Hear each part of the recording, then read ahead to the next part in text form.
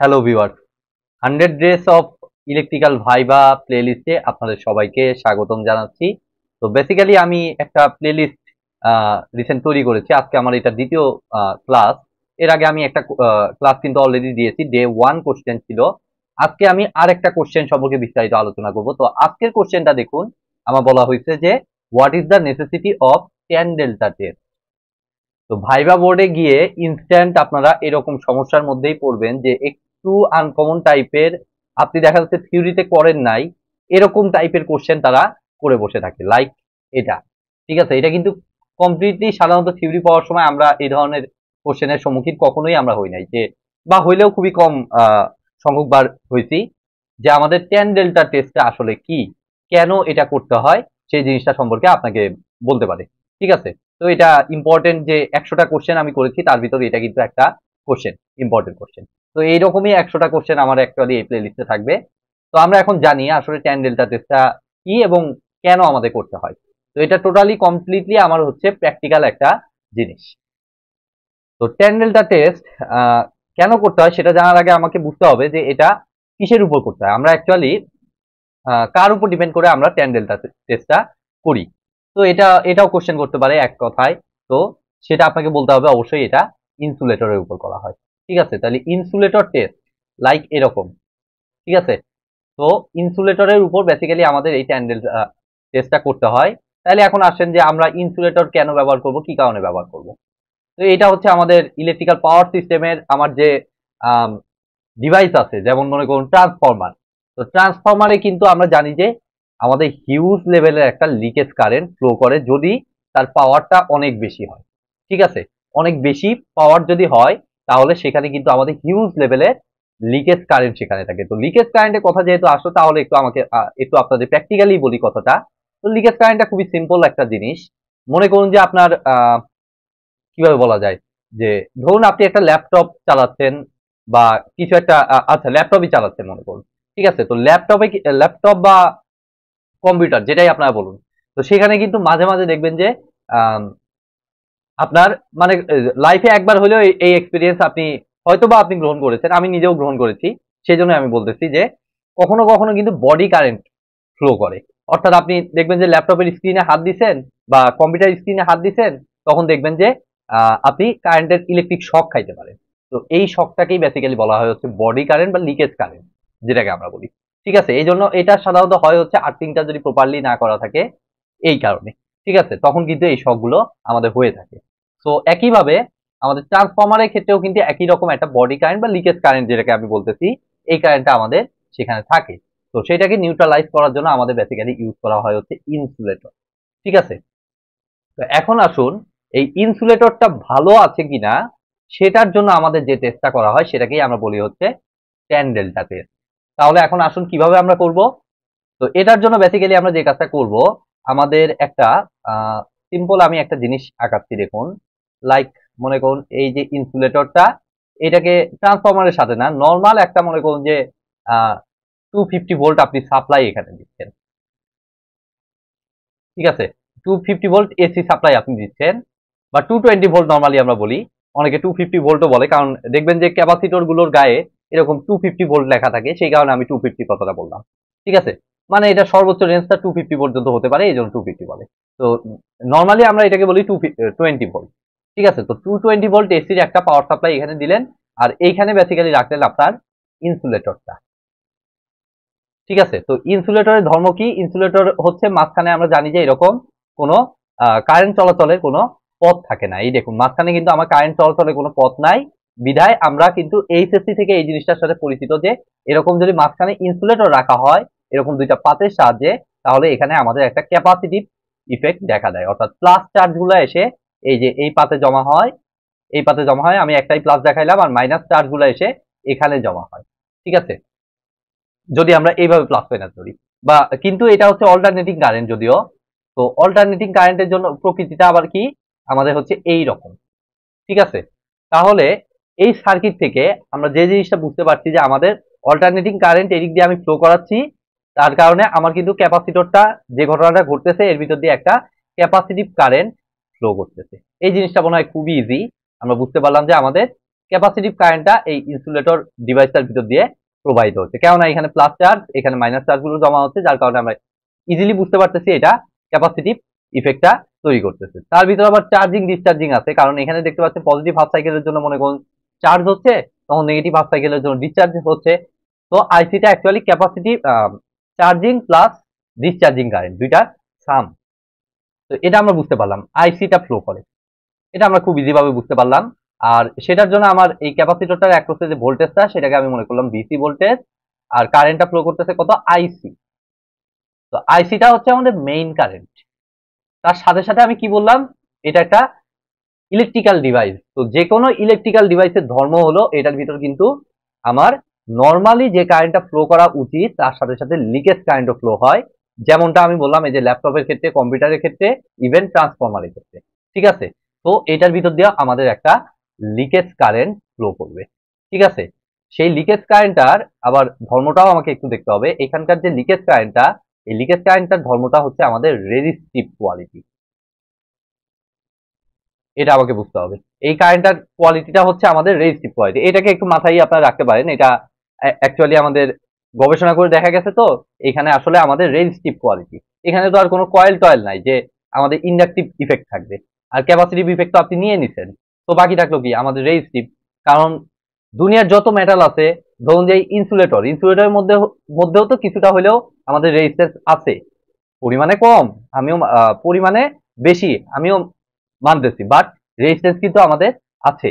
ঠিক আছে, তো এইটার কারণে আমাদের যে সরি এখানে হচ্ছে রেজিস্টিভ কারেন্টটা আমাদের কিন্তু পরিমাণে অনেক কি হচ্ছে, রেজিস্টিভ এলিমেন্টটা আমাদের পরিমাণে অনেক বেশি, যার কারণে রেজিস্টিভ কারেন্টটা কিন্তু পরিমাণে অতি নগণ্য, যেটাকে আমরা বলতেছি হচ্ছে লিকেজ কারেন্ট।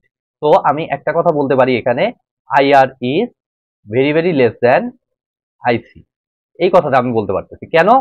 সিম্পল একটা জিনিস, যেহেতু ইনসুলেটর, তো আমাদের রেজিস্ট্যান্স অনেক বেশি, যার কারণে কারেন্ট অনেক কম ক্যাপাসিটিভের তুলনায়, যার কারণে এটা আমি ক্লিয়ারলি বলতে পারছি।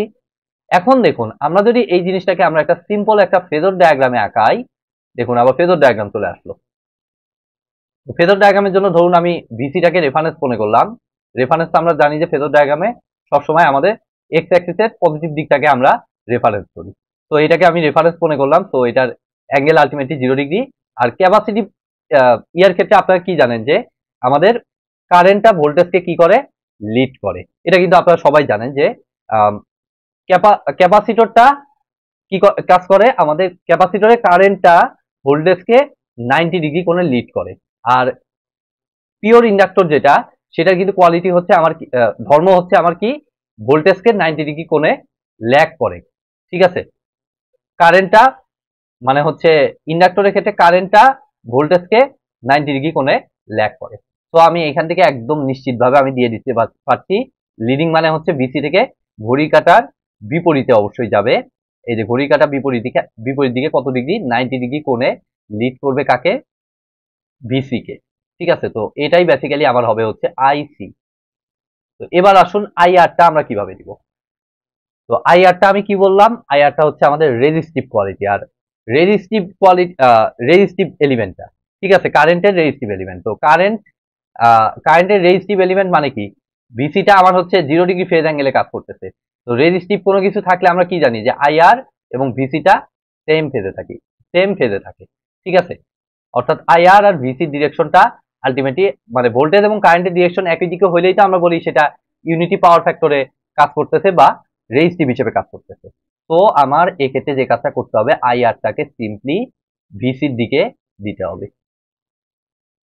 তাহলে দেখুন এখনো কিন্তু আমরা ট্যান ডেল্টা টেস্টে আসতে পারি নাই, এখনো আমরা ফেজর ডায়াগ্রামে আছি। তো এখন আপনারা বুঝতে পারবেন, খুব ক্লিয়ারলি বুঝতে পারবেন।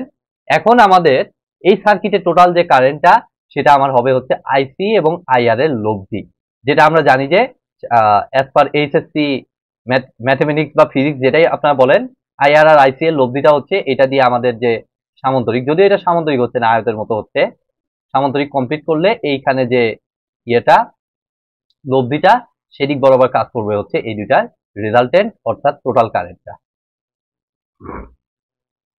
তাহলে এটাকে আমরা বলতেছি আই। এখন দেখুন এই যে আইটা পাইলাম, এই যে লব্ধির সাথে আমার আইসির যে অ্যাঙ্গেলটা, এখানে আইসির অ্যাঙ্গেল আমরা বিবেচনা করব, অবশ্যই আইআরটা নিব না, কারণ আইআরটা কিন্তু আমাদের নেগলিজিবল কারেন্ট, তো সেটাকে বিবেচনা করব না। আমাদের মূল কারেন্টটা কোনটা? মূল কারেন্ট হচ্ছে আমাদের আইসি, যার জন্য অ্যাঙ্গেলটা আমি এই আইসির সাথে নিব। তো আইসির সাথে লব্ধির যে অ্যাঙ্গেলটা সেটাকে আমরা বলি হচ্ছে ডেল্টা, আর এই ডেল্টা থেকেই এইখানকার নাম আসছে ডেল্টা টেস্ট। তাহলে এখনো ট্যান পার্টটা আমরা দেখি নাই, তো ট্যান পার্টটা এখন আমরা দেখব। তো এখন দেখুন আইসিটা এদিকে, আমি আইআরটা এখানে আছে, আইআরটা এখানে বলা যে কথা, আইআরটা এখানে বলা আলটিমেটলি একই কথা আমরা জানি। এখন যদি এই যে মাঝখানে যে ট্রায়াঙ্গেলটা তৈরি হইলো, এই যে এই ট্রায়াঙ্গেলটা বা ত্রিভুজটা, এখানে যদি আমরা ট্যান অ্যাপ্লাই করি, ট্যান ডেল্টা অ্যাপ্লাই করি, তাহলে এটা হয়ে যাচ্ছে ট্যান ডেল্টা। এই যে এখানে যে নাম আছে সেই ট্যান ডেল্টার সাথে মিল হয়ে যাচ্ছে। তারপরে দেখুন আমাদের কি উদ্দেশ্য, নেসেসিটি, সেটা তো আমি বলবোই। এখন আপাতত দেখতে থাকুন একটু ধৈর্য ধরে। ট্যান ডেল্টা যদি আমরা করি তাহলে আমাদের ঘটনা কি ঘটতেছে দেখুন, এটাকে কোণ ধরছি, তাহলে এটার অপোজিটটা লম্ব, তাহলে আইআরটা লম্ব, ট্যান মানে আমরা জানি লম্ব বাই ভূমি, তাহলে আইআর ডিভাইডেড বাই ভূমি হচ্ছে আমাদের আইসি। তো এটা মানে আমার আসতেছে আইআর ডিভাইডেড বাই আইসি। তো এখন যদি আমরা একটু হিসাব করি তাহলে আমাদের আইআরটা আইসির তুলনায় অতি নগণ্য, তার মানে ডেল্টার ভ্যালুটা আলটিমেটলি আমাদের কত আসতেছে দেখুন, ডেল্টা ধরবো না ট্যান ডেল্টা? আচ্ছা, এখানে ট্যান ডেল্টাই সাধারণত ধরা হয়, পুরো ট্যান ডেল্টাটাই ধরা হয় যেহেতু নামটা ট্যান ডেল্টা টেস্ট। তো ডেল্টার ভ্যালুটা কিন্তু আমরা যদি একটু ভালো মতো খেয়াল করি, এখান থেকে আমরা বুঝতে পারবো যে আমাদের এই ভ্যালুটা অতি নগণ্য।